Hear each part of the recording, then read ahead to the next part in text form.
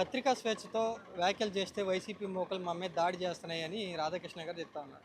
అవి పిచ్చి మాటలు. పిచ్చి మాటలు రాధాకృష్ణ మాట్లాడేది పిచ్చెక్కి మాట్లాడుతున్నాడు. మతిపోయి పిచ్చెక్కి మాట్లాడుతున్నాడు. అసలు రాధాకృష్ణ అంటమే తప్పు. రాధాకృష్ణ అనకూడదు. బూతులు రాధాకృష్ణ, బోకర్ రాధాకృష్ణ తను పుల్లలు ఏరుకుని పైకొచ్చాడు. పేపర్ అమ్ముకుని సైకిల్ మీద అమ్ముకుని పైకొచ్చాడు. నీ బతుకు నువ్వు బతుకు. ఆడవాళ్ళ జోలికి కొత్త ఎందుకు? మేము ఎవరన్నా ఏ మహిళలన్నా మేము మాట్లాడుతున్నామా? మేము ధర్నాలు చేసినా మేము ఎవరినన్నా ఏమన్నా అంటున్నామా? తను ఎందుకు మాట్లాడాలి మా గురించి? తను అంత చూసేంత వరకు వదిలిపెట్టాం మేము. తన రాధాకృష్ణ అనే బూతులు రాధాకృష్ణ అనేవాడిని ఆ వెంకటకృష్ణ కూడా ఏదో వాగుతున్నాడు. మీ ఉడతూపులకి మేము వెనకాడము అని అడుగుతున్నాడు. అతనికి కూడా బుద్ధి చెప్పే రోజు వస్తుంది. అసలు రాధాకృష్ణ ఎవడో చంద్రబాబును పట్టుకుని పైకి వచ్చాడు. చంద్రబాబు ఆడమట్టినట్టు ఆడితే వీడికి కొడతారు. అర్థమైందా?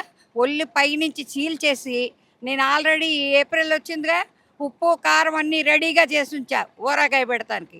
వీడిని ముక్కల కింద నరికి ఊరగాయ పెట్టి వాడు భార్యకు పంపిస్తా. వీడు భార్యను మళ్ళీ పెళ్లి చేసుకోమన్నాడు. వీడు ఒకప్పుడు భార్యను మళ్ళీ పెళ్లి చేసుకోమన్నాడు. అలాగే మేము కూడా అలా సాంప్రదాయ ప్రకారంలో వెళ్తాం అనుకుంటారేమో. వాళ్ళకు వరుసలో వాయిలు తెలీదు. ఈ పెళ్ళాన్ని చేసుకుంటాడు, ఆ పెళ్ళాన్ని వదిలేస్తాడు, ఇంకొకటికి అప్పచెప్తాడు. ఆఫీసులో వాళ్ళతోటి లేకపోతే ఇంకా వేరే వాళ్ళతో ఉంటారు. వాళ్ళకే చెల్లిద్ది అది. మాకు చెల్లదు.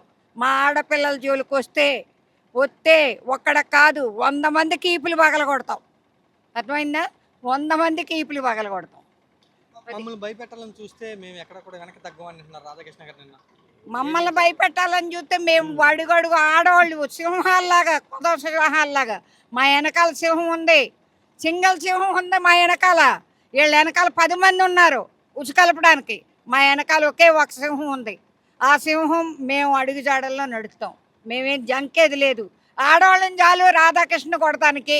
మగాళ్ళు రావక్కర్లా, జగన్మోహన్ రెడ్డి గారు అక్కర్లా, ఎవడక్కర్లా, పోలీసులు అక్కర్లా. మేము ఆడవాళ్ళని చాలు. చీపుడు తెస్తే దుమ్ము దులిపేసి కారం పెట్టేస్తాం. ఇందాక చెప్పాను కదా, ఊర వేయ పెడతామని. అది ఒళ్ళు దగ్గర పెట్టుకుని మసులుకోమని చెప్పండి. అది సరేనా? రాధాకృష్ణ గారు ఈ మాటలు మాట్లాడిన తర్వాత చంద్రబాబు గారు, లోకేష్ గారు, పవన్ కళ్యాణ్ గారు కూడా రాధాకృష్ణ గారికి సపోర్ట్గా నిలిచారే. నిలుస్తారు. వాళ్ళేగా ఆడిచ్చే డామా వీడిని వాళ్ళు ఆడిచ్చిన డామానేగా వీడు. వాడు ఎలాగ ఆడమంటే అలాగ ఆడుతున్నాడు. రేపొద్దున్న ఉంటుంది వీడికి భజన. ఆ తర్వాత ఆవిడ కమ్మ కార్పొరేటర్, నేను కమ్మ, మన జాగిరా, మన బాబుల జాగిరా, సచివాలయ అమరావతి మన బాబు జాగిరి కాదు, కమ్మారు జాగిరి కాదు. అందరు రక్తం పిండుకుని చేసిన పబ్లిక్ది అది. రాజధాని అనేది పబ్లిక్ది.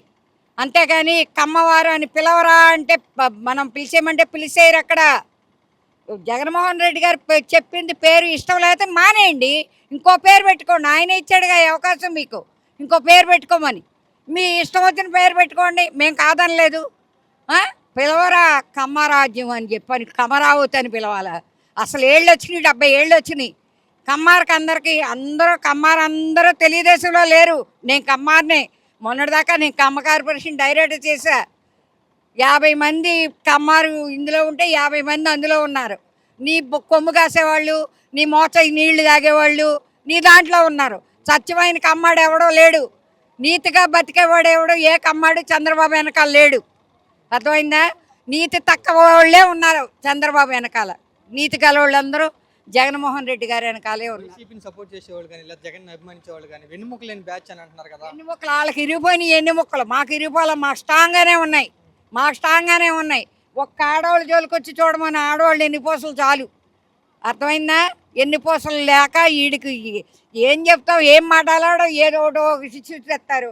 దాన్ని మాఫీ చేయాలంటే ఇంకోటి తెస్తారు. అంతే, వాళ్ళ బతుకులే అంత. అర్థమైపోయిందా? అది